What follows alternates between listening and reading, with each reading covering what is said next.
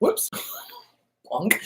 Hello, Chris Godinez, licensed professional counselor, also the host of We Need to Talk on every Sunday at noon here on YouTube, and then I post it over to Facebook. This video is for educational and informational purposes only. If you feel you need a therapist, please go to Google, type in therapy, your city, Psychology Today will pop up, click on that, and it will have all of the therapists that are qualified that are on Psychology Today in your area. The views and opinions stated herein are mine and mine alone. They do not represent the ACA, the APA, or any other damn therapist for that matter. Boom, shakalaka done. Okay, so I'm finally back home. Yay! So last few weeks I've been on the road. So I was in Oregon and it was awesome. I was visiting my niece and my two little great nieces, and I just had a blast because they're so cute. Oh my God. Anyway, I love playing with babies. They're awesome.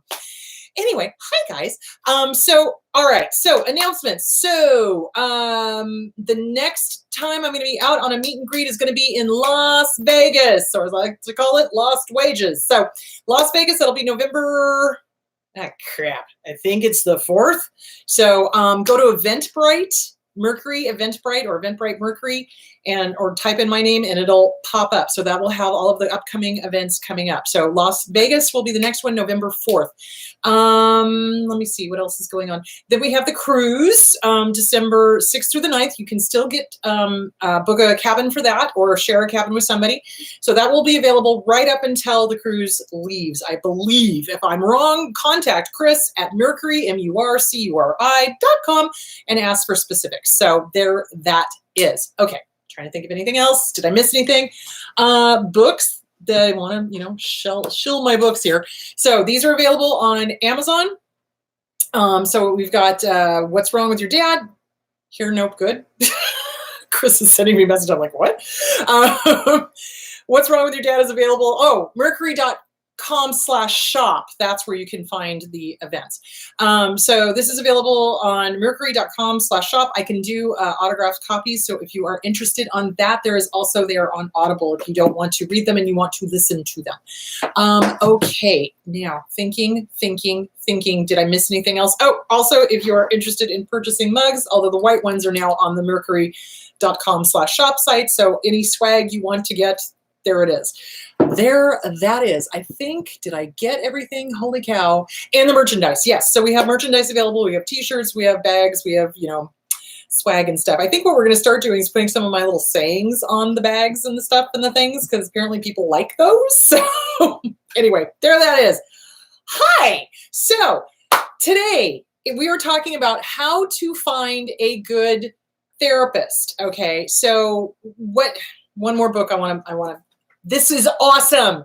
Shahida Arabi, I freaking love this woman. This is a great book. So this is Healing the Adult Children of Narcissists. If you have not bought it, buy it, read it, do it. It's awesome. It just basically lets you know you're not alone, because she pulled like 789 people or something and, took little snippets of answers and things like that. And it's just, yes, you're not crazy. You have been raised by a narcissist or an abuser, and you're not alone. And I love her book, and she's an awesome person. So go buy her book. All right, I think that's it. Okay, now, how to find a therapist. So recently, I have been getting a whole bunch of questions from people on, okay, how do I find a therapist? How can I afford it? Because a lot of therapists are uber expensive. How do I find a therapist I can afford? How do I find a therapist? How do I ask them? What do I do? Et cetera, et cetera, et cetera. So let's talk about the different kinds of therapy options that are available. So you have psychiatrists. Okay, psychiatrists are kind of like at the top because they're MDs. So you have psychiatrists. Now, in the old days, listen to me now, believe me later, because this is all changed. In the old days, they did both talk therapy and prescribing. Now, in our new crazy society, they only do prescribing. If you find a psychiatrist that does talk therapy, you have found a unicorn, because they very rarely do that anymore. So mostly they do psych evaluations and they do prescription therapy or prescription writing and things like that. They don't do talk therapy. And I have clients that get really pissed off that come back from having first seen a psychiatrist, and what they really wanted was talk therapy. And they thought, oh, well, I should go to an MD because that's the top of the chain. No, not necessarily, not unless you need meds. So here's the thing.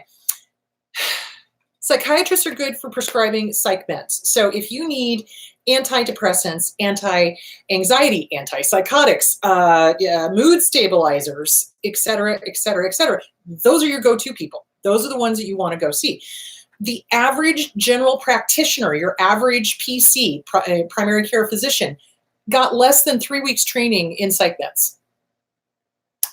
Everyone should be shitting Twinkies in the wrapper at that one. Seriously. It's like they got less than 3 weeks training in psych meds. That goes for PAs, that goes for, nurse practitioners, etc. They get less than 3 weeks practice in psych meds. So, and I've heard that from multiple doctors, going, oh my God, Chris, yeah, I'm not comfortable prescribing because we didn't get really trained in that. Again, if I were running the world, things would be so different. But then again, it would be awful because I'd be running the world. So no, that would not be good. But the point being, I would change a lot of stuff. For example, I would make sure that every doctor got training in mental health. You cannot separate out the brain from the body. It's all fucking one. Hello? Don't get me started. Just too late. Anyway, the point being is, PCs don't get a whole lot of training in psych meds. So if you are needing a psychological evaluation, psychiatrists are the one to go to. If you are needing psych medication, psychiatrists are the one to go to. If you are needing talk therapy, they are not the one to go to. They don't do that anymore. They literally see their clients for like 15 minutes. 15 minutes. That's it. That's it. And I'm just sitting here going, Now, with some people, yes, you can see them for 15 minutes and know what's going on. But for the majority, it's like, no, you need to actually talk to them and listen to them and see what's going on. So, and I will say this, and it's not going to make me popular, and I don't really give a fuck. A lot of psychiatrists are narcissists themselves. So be very careful because they have the God complex. A lot of doctors are narcissists themselves because they have the God complex. So you got to be very careful about that. So you want to, if you are going to choose to go to a psychiatrist, you want to get a goddamn good referral. So you ask people. Now, in our society, we've got this big thing about, oh no, don't ask. I don't want to talk. I don't want anybody to know I'm seeing a psychiatrist. I don't want anybody to know I'm going to talk therapy. I don't want anybody. Why? It's no different than breaking a bone. If there's something physically wrong with your body, you go get it fixed. You don't wait until it sets itself, the bone, before you go get help. You go get help when there is first a problem. So healthy, normal people are able to go, yo, I got a problem. I'm going to go fix it. So there's no shame in that. So let's get rid of that stigma right here and now. Okay, so those are psychiatrists. Then you have psychologists. Now, they are PhDs. So the psychiatrists are MDs. The psychologists are PhDs or PsyDs. Now, in some states, they are able to prescribe. I don't know about Arizona. I don't think so. I'm not really sure. But in some states, they are able to prescribe. They do talk therapy. They are kind of like psychiatrists in that they are mostly there to prescribe if that's their thing. They also do talk therapy. So you have to figure out what's going on in your state to find out whether that's a good option for you or not. So they have their PhD, okay?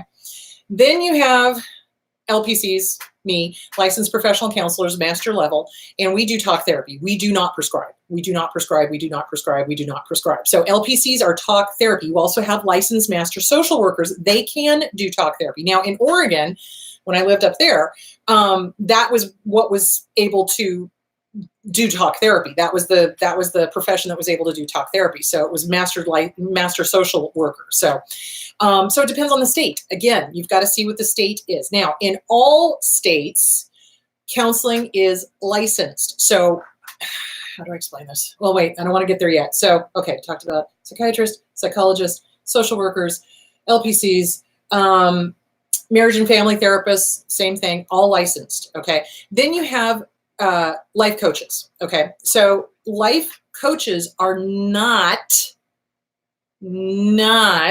therapists.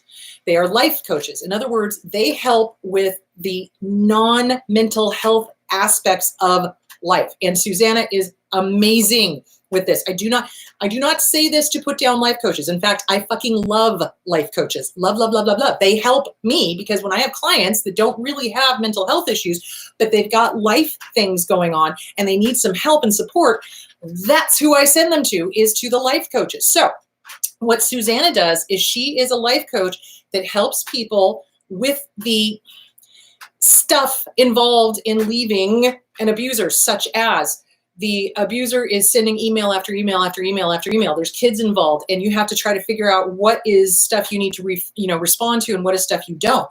Well, you're kind of spending a lot of money talking to a therapist about that.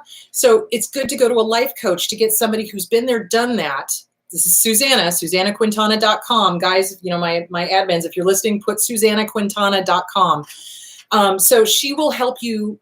She'll either say, send the emails to me, and then she'll go through them and help you craft a response. Do you see where I'm going?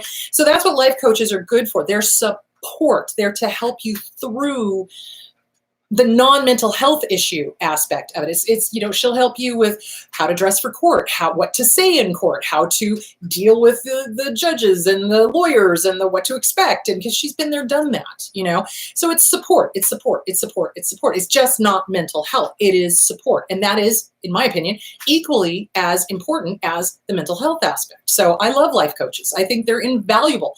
And they have a bunch of different modalities as well. And we're going to talk about that. So some of them use hypnosis. Okay. Some of them are yoga nidra teachers. Some of them, like Rick Points, he loves yoga nidra. That's his thing. He's like, oh my God, this is fabulous. I'm like, yes, it is. That's great. Some of them use NLP, neuro-linguistic programming. How are you saying things? What are you telling yourself? It's neuro-linguistic programming. So yeah, there's a lot of good life coaches out there. There's a lot of bad life coaches out there. Susanna Quintana is one of the good ones. So if you are having any sort of divorce issues, or after having left and dealing with the ex and things like that, she is your girl. And the thing I love about the life coaches is, because therapists are licensed in every state has got different rules. And we cannot, according to Arizona, we cannot cross state lines to do therapy with people, which I think is fucking stupid. Welcome to the 21st century. But that's the rules right now. So since I can't do it, Susanna is a great person to be referring people to that want me to Skype with them or phone with them or do a different country or whatever. So life coach, and Rick Points, he's another one. So, life coaches are important and they are valuable. And right now, the way the system is set up, that is a good option. So, okay, now let's talk about licensure. All right, so every single state has got licensure now for LPCs, for talk therapy. So whoever your therapist is needs to be licensed in whatever state they are practicing in, okay? In the old days, it was certificates. It was, they literally could hang up a shingle and that's what they did. And they would get, people coming in, et cetera, et cetera, et cetera. So that, you got a lot of people that didn't know what they were doing, unfortunately. So with licensure, there are standards that you have to meet. When you go to look for a therapist, a talk therapist, whether it is a social worker or whether it is, a LPC or psychologist, psychiatrist, whatever, you want to go on to the state board and see if they have any complaints against them. Now, almost every single therapist is going to have something that has happened in their career. You cannot be in this career for more than, 15 years and not have something happen. But if there's nothing up there, that means it was dismissed and that means it was fine and, whatever. So, but if there is serious allegations up there, like if they have been dinged for, I don't know, ethics violations, like sleeping with their clients, et cetera, taking money from their clients, borrowing money, et cetera, you want to avoid those people at all costs. So you want to investigate who these people are. You want to go check them out on the board. You want to check them out on whatever, website it is. You want to get referrals. And so word of mouth is a great way. All of my clients are word of mouth. All of them. Every single last one. I don't have to advertise. I get word of mouth. So you want to get good referrals from somebody who has been there, done that. You want to get somebody who's actually gone to them so you kind of know what to expect. Every counselor is different, okay? And there's different modalities. And we got to talk about that because not every modality is going to work for you. So, for example, I do cognitive behavioral therapy, meaning what is the mistaken thought? What are you thinking that's driving you crazy? What is the mistaken belief? What do you believe about yourself, inner critic, that's driving you crazy? How can we start putting that bad thought down and bringing out the good stuff, okay? That's cognitive behavioral. What are the thoughts? What are the beliefs? What are you telling yourself on a daily basis? That's cognitive behavioral therapy. It's the thoughts. DBT, dialectic behavioral therapy, is mindfulness, okay? DBT is excellent for personality disorders because it's all about mindfulness. So if you're at the lower end of the personality spectrum, you haven't quite reached malignancy or whatever, that is your modality. That is going to help you a lot. EMDR. Okay, hold on. I'm going to have to, okay. Wait, there, where am I? Okay. EMDR. Where'd it go? Eye movement desensitization and reprocessing therapy. That is what you're going to be using for the trauma. So talk therapy is great, but it can only do so much. And if the trauma is deep, and if the trauma happened when you were a wee one, a little one, like pre-verbal, EMDR is going to be really good for that. Now, here is the caveat with that. You must investigate whoever is doing the EMDR. What is their training in it, okay? Because there are places out there that give a weekend certificate in EMDR, which I'm sitting there going, no, you need to have a full 2-year program doing the EMDR because you're messing with memory and you're messing with the possibility of regression. And you need to know what the hell to do in case your client regresses, okay?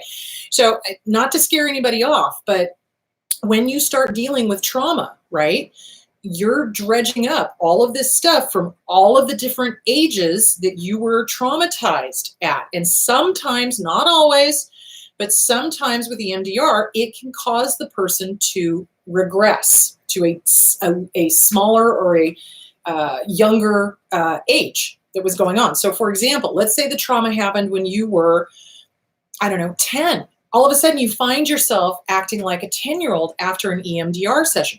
That's regression. That can happen. But you need a good EMDR therapist that's going to recognize that's what's going on and help you through it. And also, while you're doing EMDR, it's a good idea to have a talk therapist to talk this all out. And you want the two of them talking to each other. Okay, so there's a lot of things to think about when you go to pick a modality. All right, so I hope that covered EMDR. Okay, so there's acceptance and commitment therapy. I kind of like that one. It is very Buddhist. It's like accepting what is going on and committing to making yourself better. And there's a whole thing. They don't like to call it by its acronym, ACT, which I think ACT is great. Acceptance and commitment therapy. That's acting. Yes, good. I like it. You're acting on stuff and you're going forward. So that's a good modality as well. I like that one.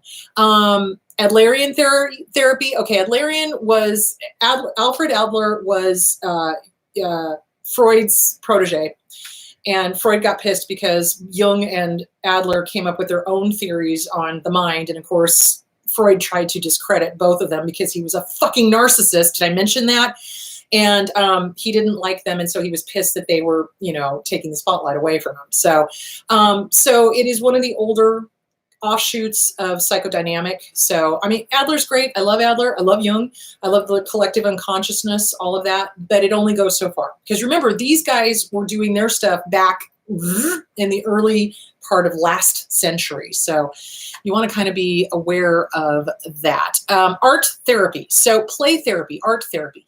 This is great for people who need to work on the emotions through art. Or sand therapy for kids is great because the kids get to get little dolls and toys, and they kind of play in the sandbox, and they tell the story, and the therapist is listening to what the story is and is kind of guiding them and helping them and work through whatever. It's really great for kids that have been through grief. It's really great for kids that have been through trauma. So art therapy, play therapy, that's a great modality. Okay, let me see. Biofeedback, that can be very helpful as well. Biofeedback is where they attach you to a bunch of electrodes, and they kind of, you are able to regulate your breathing and your heart rate and everything else. It's good. Okay, and I'm just whipping through these because there are literally, I'm not kidding you, there's like over 100 different therapies that you can do. There's trauma-focused cognitive behavioral therapy. There's transpersonal therapy. There's the Gottman method, which is for couples. And I love the Gottman method. The Gottman method is fantastic. And someday when I have time, I would really love to go up to Washington and do one of their institutes up there, because they do a whole how to work with couples and how to tell what couple is going to succeed and which ones aren't. And you kind of already know that by watching their interactions. But basically, the Gottman theory is the partners turn to each other, not away from each other. And so you help them turn to each other, which is good. Okay. So those are all the different types of therapies. So basically, what do you ask when you go in to find a therapist? What is the question? What are the questions you should be asking? Okay. So when somebody calls me, usually what happens is, hello, AHA Counseling, this is Chris. How can I help you? I'm looking for a therapist. And you can tell God love them, they don't know what to do. It's their first time. So here are the things you need to arm yourself with so that you know what to ask when you call up a therapist. So what I do is I kind of help, I facilitate with that whole thing. It's like, okay, well, let me tell you a little bit about what I do so I make sure we're a good match, because I want to make sure that we're going to match well, okay? I do not match well with everyone. I am brassy, I am loud, I swear like a sailor, okay? And not everybody's going to like that. So, I let them know ahead of time. So I go, okay, let me tell you a little bit about what I do. I use CBT, cognitive behavioral therapy. What that is I work on mistaken thoughts and mistaken beliefs, and I assign homework. So you are going to be doing homework that I will expect you to do so that you get better. That's why I do it. So it's all working on thoughts and beliefs and self-esteem and things like that. So there's going to be homework assigned. Sessions are 45 minutes long. I use a lot of humor. I tend to swear like a sailor. If that's a problem, let me know and I'll try not to drop the F-bomb so much. Usually at this point when I say that, most people are like, oh my God, that's fucking great. I swear too. And I'm like, sweet, we're getting along great. Because what you want is the rapport. So, okay, so 45 minutes, blah, blah, blah. How much do I charge? Okay, I do a sliding scale. My normal fee is 150, but I do a sliding scale, so we can definitely work on that. So, and I let them know ahead of time. And I don't take insurance. I let them know that ahead of time. So a lot of people are like, oh, well, you should take insurance, blah, blah, blah, blah, blah, blah, blah, blah, blah. No. And here's the reason why. I don't take insurance because I don't think it's anybody's goddamn business what your diagnosis is. And two, I don't like the fact that you cannot charge different amounts. If you're getting a set amount from an insurance company, they consider that insurance fraud. Now, I understand that is changing. I have heard some different things on that recently, but in the past, while I was going through my schooling, they were like, no. If you take insurance, you cannot charge a different cash paying fee than you can for what you're getting from the insurance. And to me, that's like bogus bullshit. If I'm working with somebody who is in a domestic violence situation and their ex, hello, dryer. Their ex, and it's going to do it again. I just want you to know that. Their ex is, because it does it twice. I don't know why. Their ex is draining them financially, right? And they're trying to suck every single dime out of them so that they can't leave, that they can't get help, that they can't whatever. I will cut them a really goddamn good rate because I am more interested in them getting out than I am in the money. So yeah, and I couldn't do that if I took insurance because insurance. So anyway, if you have insurance and you need to use insurance, you need to ask ahead of time, do you take my insurance? My insurance is, I don't know, Blue Cross Blue Shield or Health Net or healthcare or whatever. Ask ahead of time. So these are questions that you need to ask your counselor. Do you accept my insurance? Or do you do a sliding scale if you don't? And so these are things that you need to ask them. The other thing you want to ask them is their modality. What is their modality? Are they, for example, are they Gestalt? Is that what you want? So Gestalt is, again, an older methodology where it's the empty chair. So you sit in the empty chair and you talk to the empty chair as if it's the person that you're having the problem with. That's Gestalt. Or, the therapist will notice that your foot is twitching. Well, if your foot could talk, what would your foot say? That's Gestalt. It's all about somatic. It's all about talking. It's all about empty chair. It's all about that. If that's not what you want, then you don't want a Gestalt therapist. If you are not wanting to lie on a couch and talk to somebody about your mother and father, then you don't want psychodynamic because that's Freudian. So, and of course, your childhood is absolutely going to come up. It's like, well, tell me a little bit about mom and dad, because that's going to help give the therapist a full picture of what your childhood was like, what was going on. But if that's all they're focusing in on, that's not going to help you. So, and that's why I don't like Freud, at least the old school Freud ones, because they would make everything the mom's fault and they would focus in on the mom. And I'm just kind of like sitting here going, it takes two to tango, motherfucker. So yeah, anyway, there's that. All right. So questions to ask. What is their modality? And go investigate the modality. So on Psychology Today, there's a whole thing. What I did is I put in counseling modalities, and that's when it popped up the 100 different modalities. And you can go and click on each one to see if that is what is going to work for you. Most people like cognitive behavioral therapy because it gives you a to-do, you're getting homework, and you can see the progress. It's like the critic starts calming down and the good stuff starts coming up, you can see the difference, you can hear the difference, you can feel the difference. So the other thing you want to do is you want to make sure that the therapist is doing some sort of treatment plan. So in other words, some therapists, okay, in Arizona, you have to have a treatment plan. And here's how the treatment plan goes.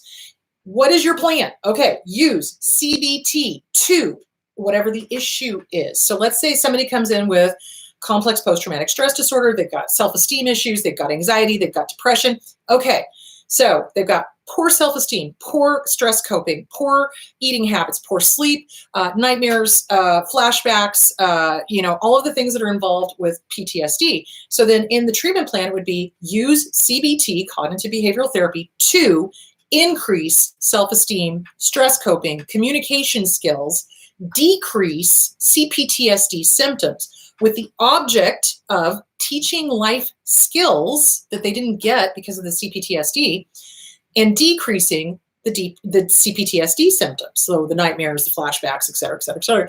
And then the goal is whatever time frame you put on it. So, some therapists do within 1 year, see improvement in. Some therapists do within 6 months, see improvement in. And then you list the goals that you want to see in that time period. It's generally a good idea to do updated treatment plans every 6 months or so, or 4 months, around in there, because people change, people grow, and goals change. So not every goal is going to stay the same throughout a year. It might, but it might not. So you want to sit and you want to talk to, so excited, I'm drooling. It's like you want to talk to them about the treatment plan. What is the goal? How long are we thinking here? So depending on the issues, guys, it can be anywhere from 6 sessions to a year of sessions, once a week. It depends. It depends on what's going on. Now, most insurance companies, this is another reason why I don't like insurance companies. I don't like some pencil neck geek telling me what my client needs, because they're not trained in therapy and I am. So I get pissed off at somebody who doesn't know their ass from a hole in the ground, couldn't find it with a GPS and 2 hands. So I don't like that they go, oh, well, you only get 6 sessions or you only get 3 sessions. And I'm just like, no. So I also don't like therapists who drag it out for like years and years and years and years and years. Now, the difference, the caveat with that is, when you are dealing with complex post-traumatic stress disorder, it can be years and years and years. It can be. But that's why I encourage people to go to EMDR on top of talk therapy, so that you are getting the biggest bang for your buck, and that you can do something quicker to kind of get through all of that stuff that's been happening. So that's that. So, okay, let me quick review. So you want to interview your therapist, your potential therapist, as much as they interview you, and they should be, they should be offering up information just like I do. It's like, okay, let me tell you a little bit about what I do. Why is that important? Because you want to make sure it's the best modality for you. CBT may not be. Maybe you need DBT. Maybe you need EMDR. Maybe you would rather have acceptance therapy. Maybe it would rather be psychodynamic. Maybe you do need Gestalt. So you want to investigate the modalities. You want to make sure that the therapist has got a sense of humor and is able to easily put you at ease. That is 90% of therapy, and I kid you the fuck not, 90% of effective therapy is the rapport that the therapist has with the client. If the client does not feel comfortable, they're not going to open up. If they don't open up, I can't help them. So if they're not opening up, I always go, okay, what am I doing wrong? How can I fix this? How can I make this better? So you need the rapport to be there, so that there is this rapport going. And you want the relationship to be a partnership. So it is a back and forth, okay? And here's something else that I think is important. If for some reason you get in with a therapist and it's just not working, it's just the rapport isn't there, you don't like them, there's something off, there's, it's not your thing, you don't like the modality, whatever. You have the right to fire their ass, okay? I promise you, a good therapist will not take it personally. They won't. Because I realize I am not for everybody. Every therapist out there is not for me. It's not always going to be a working relationship. And if you find that it's not working, fire them. Fire them. You have the right to. You also don't want a guru relationship. So you don't want somebody sitting up here on a mountaintop. Oh, I have all the answers. No, nobody has all the answers. If we all had the answers, would we really be here? No, I'd be in Hawaii. So do you see where I'm going with that? It's like you want a relationship that is a partnership. You want a relationship that is a rapport. You want to make sure that you are working together. Now, here's something else. And this is important for us as survivors of abuse. We have this whole codependent thing going on where we feel like we cannot speak up, okay? You absolutely have a right to speak up, okay? If something is going on in your therapy and you're not happy with it, or if the therapist just says something that you took maybe personally, or maybe they hurt your feelings or something, for the love of God and all that is holy, speak up. Tell the therapist. Let them know. So let's see, okay, for example, okay, really quickly, and then we're going to get to questions. I realize there's not so many on how to get a therapist, but guys, any questions you have, I'm good for it. So, because I like to answer as many questions as I possibly can. All right, so I'm going to shut up and take questions in just a minute. So let's say that you're working on a book. You're working on the CPTSD from Surviving to Thriving book, and you're finding it's just so hard for you to get through it, or it's really hard for you to even open up and start working on the self-esteem book. A lot of people find that, and then that is the perfect opportunity for you to go, I'm looking at this book. I can't get through the first page. I don't understand what's going on. That's perfect timing for the therapist and you to start working on what is the block. What's preventing you from working on the self-esteem book? What is preventing you from working on the CPTSD book? What is preventing you from working on the Disease to Please book? There's all sorts of stuff that could be going on, and that is the perfect time to start talking. So that is why it is so important to have a good rapport with your therapist, so that if there is something funky dunky going on, or you don't like something, you can go, last week when you said that about my mom, I really took that personally. Okay, let's talk about it. That was not my intention. Let's talk about it. And that's just an example. It's not a real thing. But, it's an example. So when something is wrong, speak up. And if you don't like your therapist, you have the right to fire their ass. You do. Don't feel guilty. If you're feeling guilty, fear, or obligation, that is that codependency stuff kicking in. So perhaps it would be a good idea to find somebody who does understand codependency so that you can work through that. Okay, so I hope that answered the question on what questions to ask your therapist. So you want to ask what their modality is. You want to ask, how long the session is, how much they charge, do they take insurance? If they don't take insurance, do they do a sliding scale? How often do they expect therapy to happen? I tell people usually every other week. I don't believe in the every week thing because I assign homework assignments and I want you to work on stuff on your own because I'm not always going to be there. So getting you used to the idea of doing stuff on your own, bringing it in, we talk about it, give new assignments, do that, there we go. So yeah, and don't be afraid. And don't be afraid to fire your therapist. And don't be afraid to ask questions. If you're questioning why are we doing this, okay, speak up. Speak up. It's okay. That's how we learn. So, oh goodness. Okay, let's see. Do we have questions coming in? There it is. Okay. There we go. Okay. I suffered from childhood abuse. My memories are fragmented, but I know my father was involved. Now, even when I hear his voice, I have a sudden debilitating back pain. Does this mean something? Well, if it happens every single time, that's your body talking to you. Oh, the body keeps score by, oh crap, Andrea sent it to me. Oh, my buddy Andrea, hang on. She put it in Messenger. Let me see if I can find it. Hang on. So our bodies definitely keep score. There is body memory, guys. Don't ever discount that. And I think it's really important. Where did you go? There we are. Okay. Where is it? She sent it to me. I know she did because she sent it to me. Aha! There it is. Body keeps score. Brain, mind, and body in the healing of trauma by Bessel van der Kolk, MD. Bessel van der Kolk, MD. The body keeps score. So we do have body memory. Abso-freaking-lutely, we do. And when our bodies are telling us stuff, we need to listen.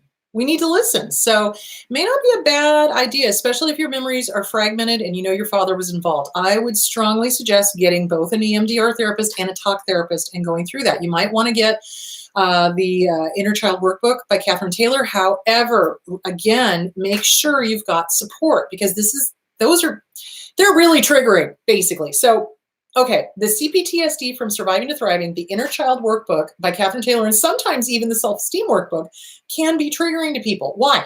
Because if we were abused or were in an abusive relationship, it was never okay for us, A, to have self-esteem, B, to acknowledge the trauma or acknowledge the abuse going on. Obviously, we get the whole, oh, yeah, you don't see the pink elephant in the corner of the room. No, that's not there. And we stop listening to our gut.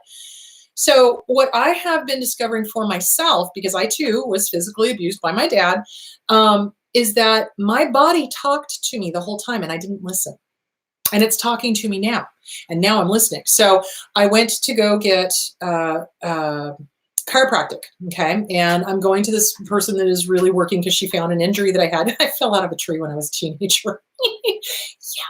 Yeah. Anyway, so my tailbone is all wonky donkey and one of the vertebrae down there is a little bit out. So anyway, she put me on the compression table and, and we were decompressing and we were decompressing the lower back and it felt amazing. But here was the weird thing that I was not prepared for, and I should have been, but I wasn't because I wasn't thinking. So got done with the compression. They let me up off the table. I've had a really hard time walking because now everything is loose and free and moving the way it should as opposed to not. The rest of the day, I was tearful, sad, crying for no reason, like no reason. And so obviously it released something in my body and my body remembered it. I couldn't put a name to it. But when I started writing it out, it was all the sexual abuse. It was all the physical abuse. What the fuck? It's like, I'm 54 years old. I thought I dealt with this. What the hell? Hi, welcome to the next level of therapy, which is dealing with body memory. So yeah, I mean, we are always a work in progress. Always. There's not a one and done. There's not I've reached the top. It's like, and here's this layer of the onion.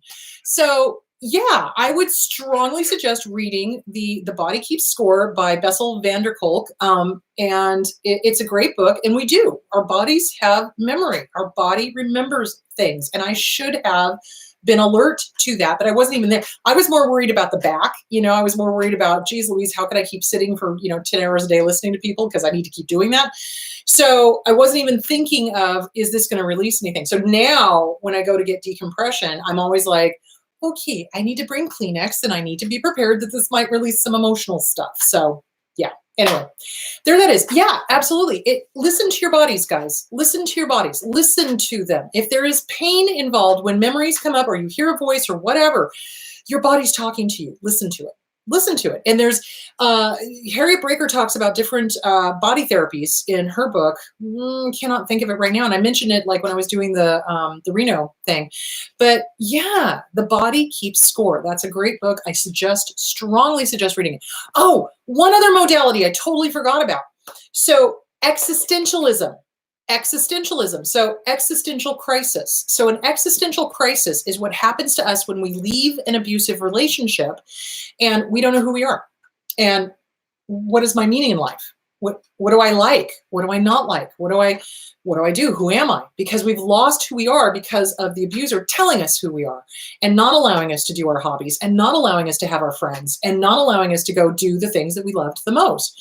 So we come out of it with an existential crisis. There is a great book by Viktor Frankl called Man's Search for Meaning. It is all about the existential crisis. And it's a great book. He wrote it coming out of the concentration camp. He was in a concentration camp in World War II. So he wrote it coming out of that. He had to find meaning in this absolutely meaningless weirdness that was, Nazi Germany. So Man's Search for Meaning by Viktor Frankl. It's a great book. So I often have to switch modalities when I'm dealing with clients coming out of an abusive relationship. So I'm very eclectic in my approach. I can do, I can do Gestalt if I need to. I can do some psychodynamic if I need to. I can do existentialism if I need to. And you switch around. Your therapist should be able to flow wherever you are going. The client leads the therapist to help them. Does that make sense? And intrinsically, we all know what we need. So there is no guru on the mountaintop going to fix you. They're just going to help you uncover what you already know. So you have the ability to heal yourself. You abso-freaking-lutely do. So yeah. So existentialism, that's another possible modality. And that deals with the absurdity of life and what has meaning and how do we give life meaning. And this happens a lot with survivors of abuse. It also happens a lot with people who have devoted themselves to being parents and now the children have left and now they've got an empty nest. Who are they? They're more than just a parent because they don't have anybody else to raise. So who are they? So that's an existential crisis. So anyway, there is that. Okay, let me shoot back over to these questions here. Hang on. I have a Bachelor of Social Work, but life happened and I have not used my degree. I'd love to get into counseling. Is it easier to go for an LPC than a licensed Master of Social Work or an LCSW? I'm not really sure. If you have your BSW, well, it depends on what state you're in. Again, it depends on the state. I don't know where you are. So in Arizona, all you needed to get your master's in community counseling was a bachelor of some sort.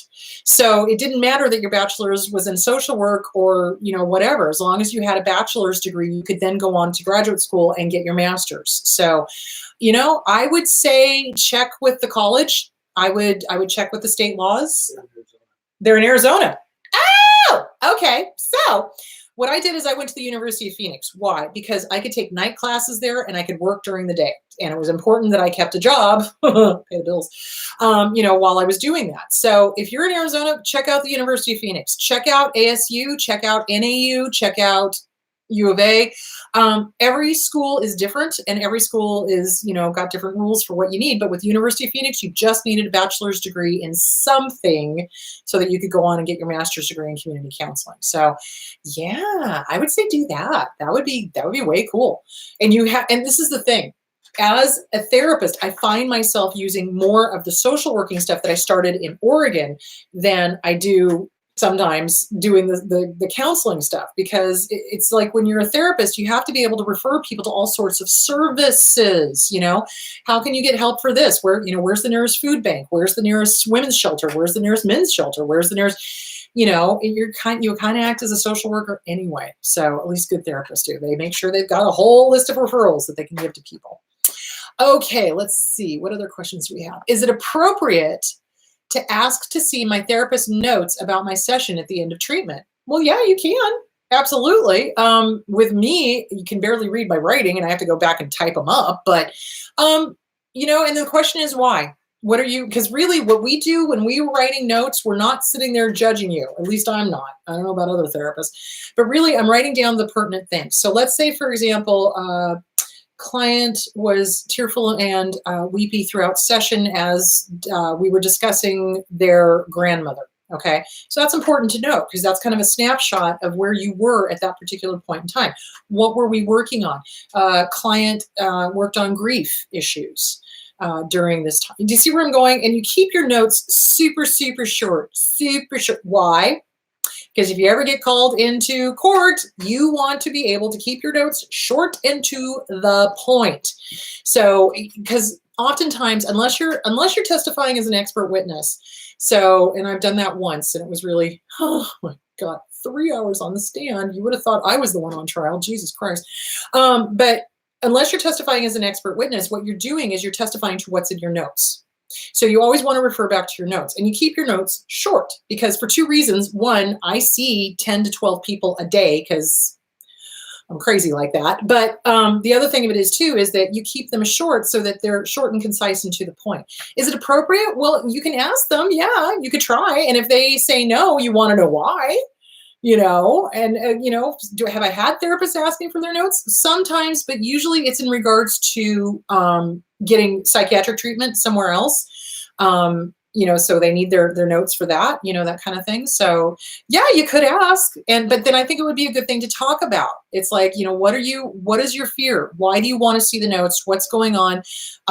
Is the therapist willing to do that? Now, here's a caveat. If the therapist is unwilling to show you the notes, Houston, you got a problem, because that file is yours. That file is yours. So when I have people fill out the paperwork, so I have to give them the informed consent, the HIPAA laws, the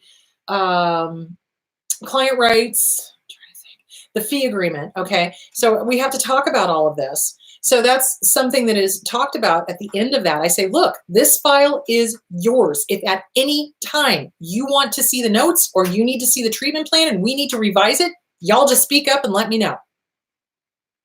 Open book, because therapy, again, is not a, oh, I'm writing things about you and you can't know about them. No, it's a, okay, here's a snapshot of what the person is. Here's what we're working on. Here's what we need to work on. What's the plan? So it's always a, what was the notes generally, I do DAP notes. So it's DAP. So it's like the date, individual session, 1 hour, 9 a.m., and then client appeared weepy, discussing grandmother, worked on grief, encouraged client to write and burn letters to grandma, and to write and burn letters to the rest of the family who acted like a bunch of buffoons at the funeral. I'm just making this stuff up. But do you see where I'm going? And then at the end, there's the P, which is the plan. Continue with current treatment plan, next appointment at blah, blah, blah. So that's usually how notes go. So yeah, talk to your therapist. And I'm totally happy to show my notes to my client if they want to see them, because it's just a snapshot of where they are and what we're working on and what the goal is. So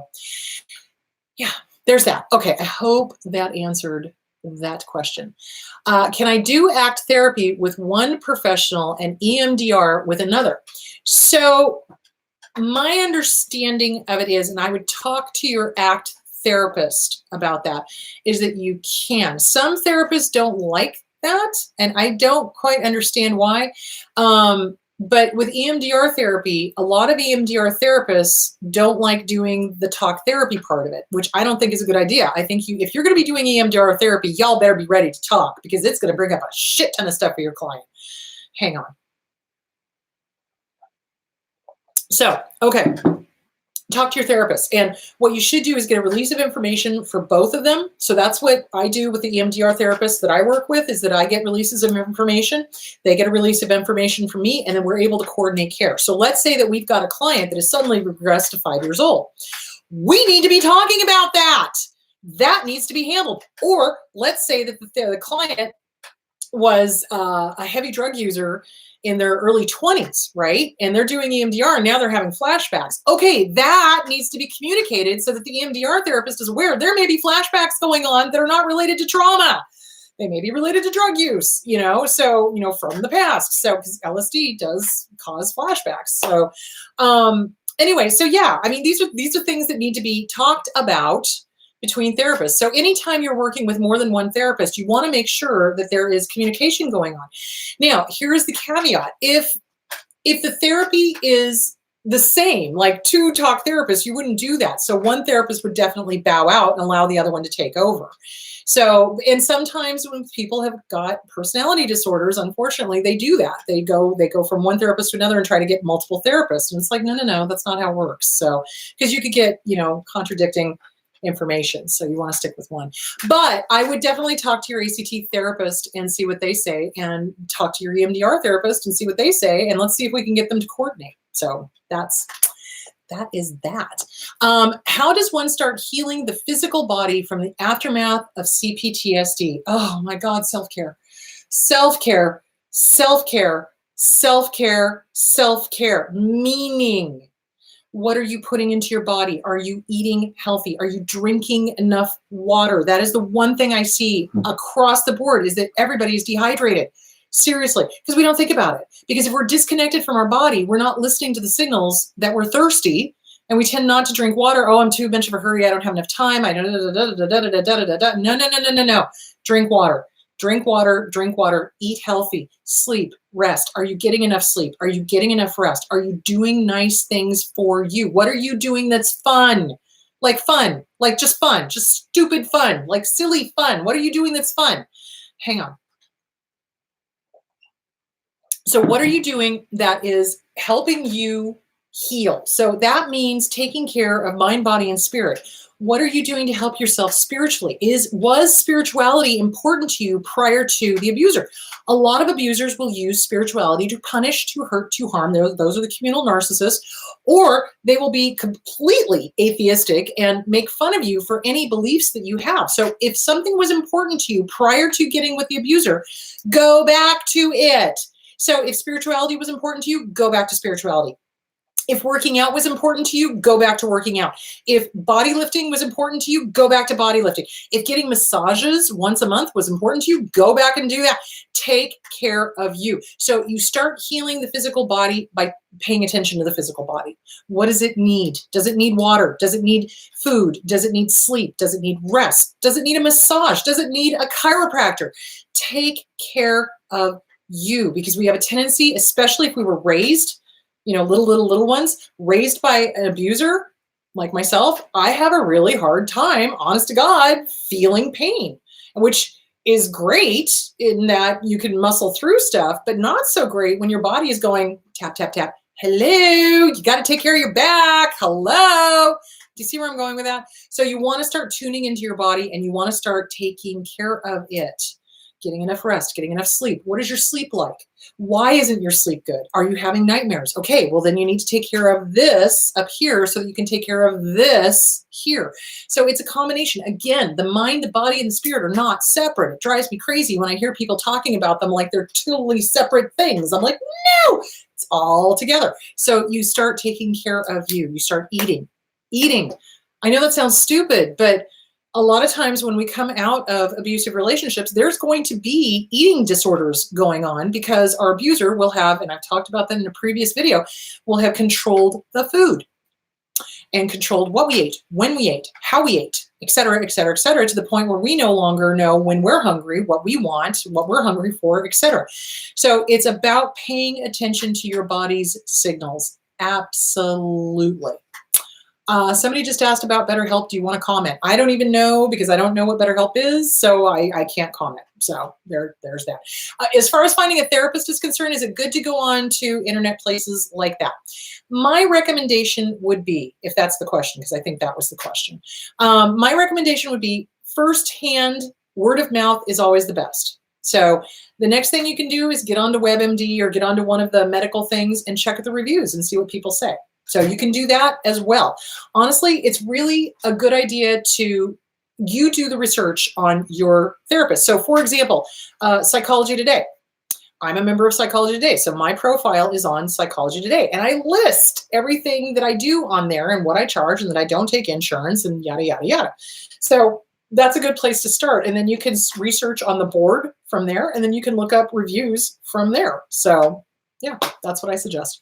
Okay. I just changed my kid's therapist. It's only been one session. Can I suggest how the therapy should proceed, or should I just wait and see how things go? Okay. I don't even know where to go with that one. So it depends on what you're trying to work for. So you also don't want to, so let's say you're in a divorce, right? And you've got the kids going to therapy because the ex is just, bat shimomo crazy, and you're trying to help them and you're wanting them to see that the ex is bat shimomo crazy. You probably want to stay out of that because you don't want to be accused of influencing or pushing the therapy a certain way or whatever. You can talk to the therapist and tell them what your concerns are, to be sure. Hey, my ex is smearing me left, right, and center, and I'm worried that I'm not going to have a good relationship with them. So I really want to make sure that, there's open communication and that they're telling me what's going on and blah, blah, blah, blah. You can tell the therapist that, but you should never walk up to a therapist and go, let me tell you how this therapy is going to go. Because I can pretty much guarantee you they're going to go, control freak. Do you see where I'm going with that? You don't want that, because especially if this is part of a court record, oh, no. You don't want that. You don't want that. You can talk to the therapist, though. This is a therapist that is dealing with your children. So you have the right to say, where is the treatment plan? What are you thinking? Where is this therapy going? And here are my concerns. Here's what I would like to see better communication. I would like to see, ability to talk about what's been going on, et cetera, et cetera, et cetera. So yeah, that's how I would do it. Because if you do it just point blank, let me tell you how it's going to go, or let me suggest, how it's going to go. And if this isn't a court proceeding, that's going to look really bad. So you don't want to do that. How does one let go of the obsession with perfection as a result of growing up with perfectionist parents? How is it okay to be good enough? This is a super hard one. Okay. So when we've got perfectionist parents, no mistake is okay because they rub our nose in it. If we make one tiny little mistake, so for example, let's say, or you do something different than what they do. For example, you're making a grilled cheese sandwich. You make it with mayonnaise instead of butter. The abuser will walk over and go, well, why are you doing that? That's not the way to do it. That's wrong. Da, da, da, da, da, da, da. I'm sorry. Fuck you. I like mayonnaise. You know what I'm saying? So, so they're perfectionists and it has to be their way because anything that's different from their way is threatening. And if it's not perfect, they personalize everything and make it mean something about them, which is that they're not perfect, which congratulations, you finally figured it the fuck out. You're not perfect. Nobody is. Nobody walks on water unless it's frozen. So when we have perfectionist parents, we get this constant, you have to be perfect. No, it has to be perfect. Don't you dare do it unless it's perfect, which then leads to avoidant personality disorder because we then avoid anything that we are not assured success at because of mom and dad telling us that we had to be perfect. So how do you learn to be okay with good enough? You have to start telling yourself, learn to live with good enough. I know it's a pain in the ass. And this internal critic is what you're going to have to deal with. So this is the thing that you're going to have to put down. This is the one that you're going to have to be like, no, I am not perfect. And guess what? I am good enough, motherfucker. Why? Because I say so. I am the boss of you. You are not the boss of me. I am good enough. And guess what? That's good enough. And you let it go. And you're going to have to do it multiple times. And you're going to probably have to write a letter to mom and dad and burn it. Burn it, don't send it. Burn it, don't send it. This letter is not for them. It's for you. It's for that internal critic. Dear mom and dad, you gave me perfectionism. I have a really hard time letting shit go. Guess what? I am good enough. And guess what? What I do is good enough. And guess what else? Making mistakes is how we learn. So fuck you. And then burn it. Let it go. You have a right to make mistakes. How do babies learn how to walk? They fall on their ass. Multiple times, sometimes on their heads. And that's how they learn balance. If they're being told, no, don't you fall. No, don't you do that. They never learn balance. They have a very hard time walking because they never learn balance. So mistakes are how we learn. Now, if you keep making the same goddamn mistake over and over and over again, clearly you're not learning something. That is called psychosis. So, definition of insanity is doing the same thing over and over again, expecting a different outcome. But if you're making mistakes and you're learning from them and you're moving on, guess what? That's good enough. And congratulations, you're human. So unless and until you are a divine human being, you're going to make mistakes. You're going to make mistakes. That's just how it goes. That's how we learn. And you just soothe yourself by going, I'm human. It's okay for me to make mistakes. So when you're doing your mirror work, hi, good to see you. Have a great day. You know what? It's okay to be good enough. It's okay to make mistakes as long as you learn from them. Have a good day. Walk out. That's how you start doing that one. And writing and burning the letter to mom and dad. So oftentimes I find that not just with abusive parents, but specifically with a parent that was an alcoholic. So the alcoholic parent that was an abuser often has that you have to be perfect. You have to be this. You have to, you shoulda, coulda, woulda. So those are the ones that are really pushing that. But not always, sometimes just plain old abuse. They do that too. So yeah, write and burn letters, do the mirror work, give yourself permission to be good enough. Yeah, it's okay. How do I get rid of my grudge against my abusive ex for making me feel insecure? I did not get the love and attention I felt I deserved. Sex was lacking, and that made me feel undesirable and insecure. So, okay, you have a right to feel the way you're feeling, first of all. So you can, how do I explain this? You cannot get to forgiveness until you get through the anger first. And you forgive yourself. Forgiveness is not about the abuser. It is about you. So forgive yourself. You didn't know what you didn't know. You didn't know it. They love bombed you. You thought this was going to be a great relationship, and it wasn't. Forgive yourself. They sold you a bill of goods. You couldn't see it. They were that good at being psychotic. Wow. Forgive yourself. So forgiveness is about you. It's not about the other person. Feel the anger. Get through the anger. You have a right to be pissed. Okay. I really hate therapists that sit there and go, oh, you just need to forgive your abuser. Fuck you. No, I don't. I don't. I really don't. Probably would help, but I don't have to. The person I need to forgive is myself. The person I need to forgive is me for not knowing. Okay, I didn't know. Wow, I didn't know. I forgive myself. It's okay. Do you see where I'm going with that? And then what you do is you get out the anger towards the abuser. You put it back on the abuser. Pete Walker, CPTSD, From Surviving to Thriving, in chapter 3, he talks about putting the anger and the shame back on the abuser. Dear abuser, you son of a bitch, you did this. I felt like this tall and you made me feel insecure and you told me I was ugly and you didn't have sex with me and blah, blah, blah, blah, blah. And fuck the fuckity fuck you out of that. Do you see where I'm going? Get your anger back onto that person. Burn it. Let it go. Whatever is left needs to be worked through with a therapist. So here's the thing. Anger is real. Okay. Anger, The Gift of Anger by Gavin somebody or other. I'll think of it. Anyway, The Gift of Anger. Okay, admin guys, Gift of Anger, Gavin somebody, post it. So anger lets us know when we've been hurt. Okay, you were hurt. You absolutely were hurt. This person lied to you. This person made you feel, it made you feel. They insinuated that you were unsexy and not desirable and this, that, and the other by their actions. Actions speak louder than words. So, they left us feeling less than. You have a right to feel angry. You have a right because you're hurt. So remember, anger covers up the softer emotions like hurt and fear. So the fear is that you're not desirable. The fear is that they were right. Oh my God.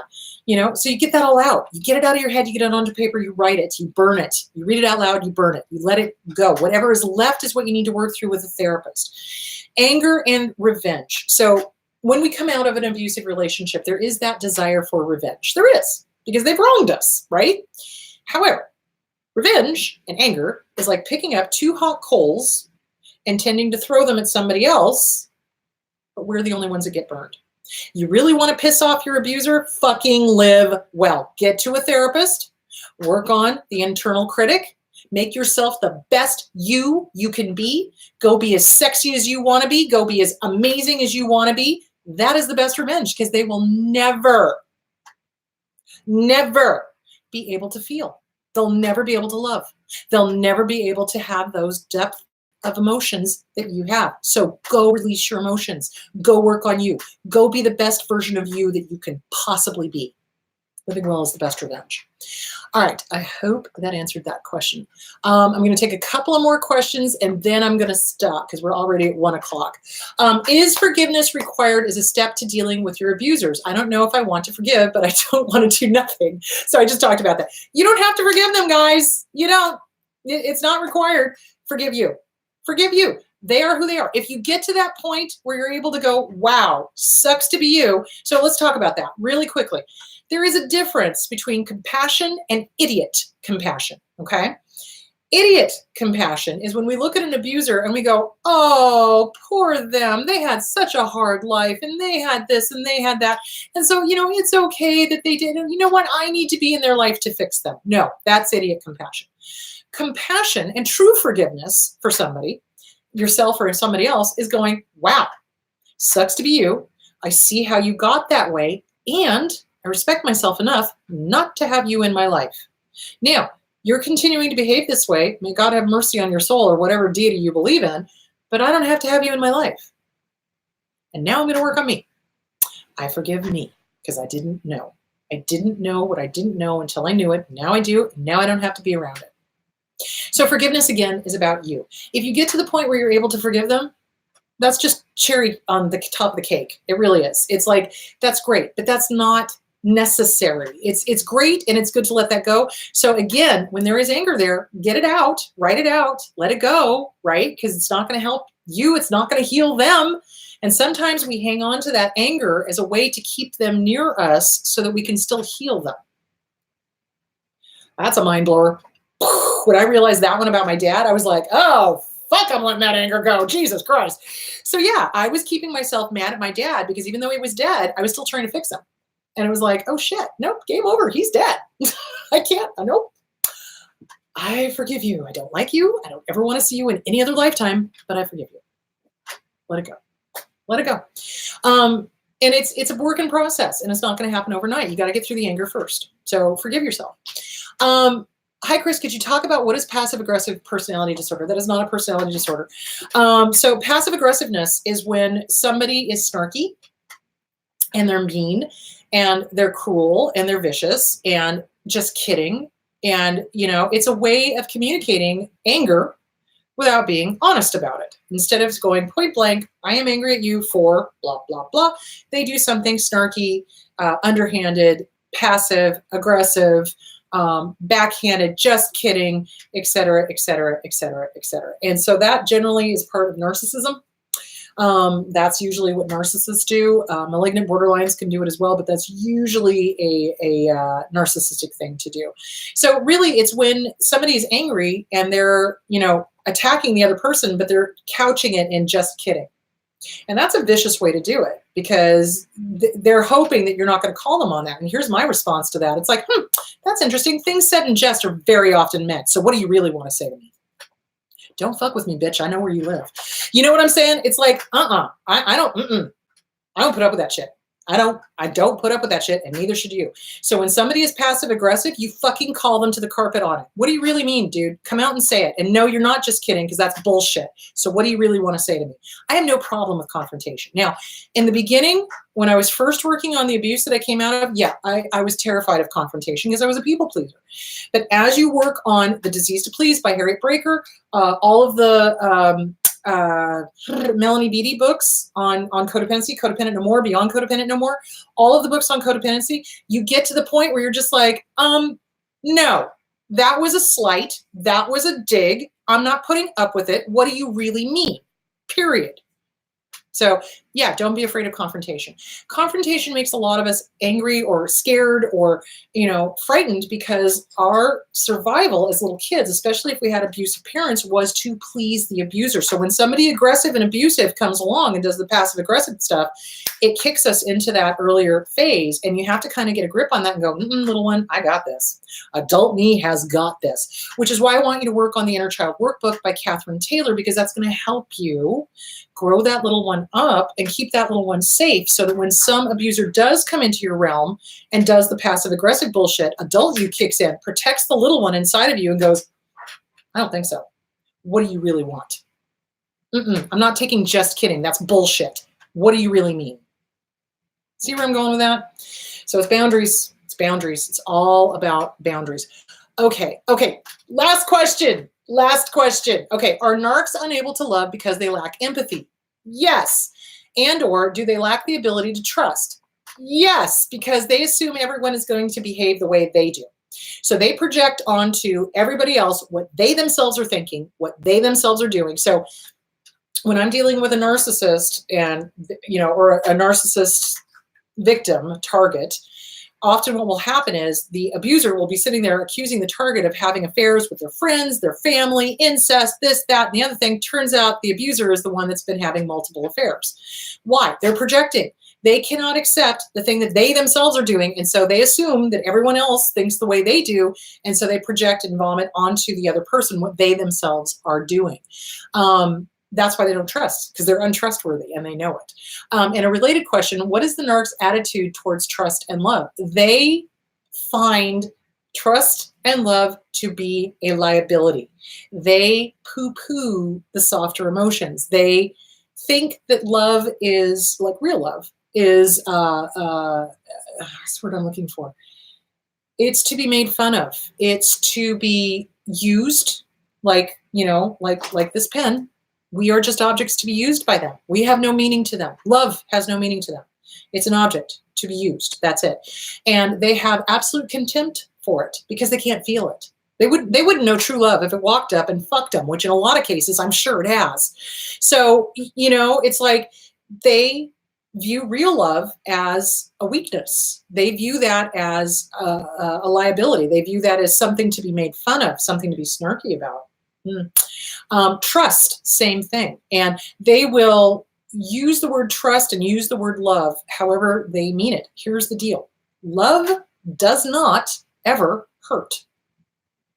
Let me just say that again. Love does not ever hurt. And if it hurts, it ain't love. Okay? Trust is earned. So you learn to trust somebody by their actions, not their words, their actions. Actions speak louder than words. So trust is a mutual thing. Trust is a mutual growth thing. Trust is something that happens in healthy, normal relationships. In unhealthy relationships with a narcissist, there is no trust because they're constantly accusing you of having affairs. They're constantly accusing you of cheating. They're constantly accusing you of lying, the things that they're doing. So their attitude towards trust and love is it's great if they can use it to manipulate, I don't trust you. You need to prove to me that you're trustworthy. I think you're having an affair with your sister, blah, blah, blah, blah, blah, blah, blah, blah, blah. Do you see where I'm going with that? Or, love. It's like, oh, you just want this romantic love and that doesn't exist and da-da-da-da-da. What? I'm sorry. It does exist with a healthy person. Yeah, it does. So yeah, they view trust and love as something to be made fun of. They view it as a liability. They view it as something to use, like a tool, like a pen. So yeah, hope that answered the question. Okay, guys, I hope this was helpful in helping you get together your questions for when you go to get a therapist. Cannot think of anything else. I'm going to put a fork in it for today. So you guys go have a great week and be good to each other. And I think next week what I want to talk about is I want to talk about covert narcissists, because there's been a lot of questions lately on covert narcissism when they're not real sure what's happening, but there's snarky stuff going on and they want to kind of figure it out. So let's talk more about covert narcissism next week. All right, kids, be good. Have a great week. Where is my clicker? Dear God, there it is. All right, and I will talk to you later. Bye.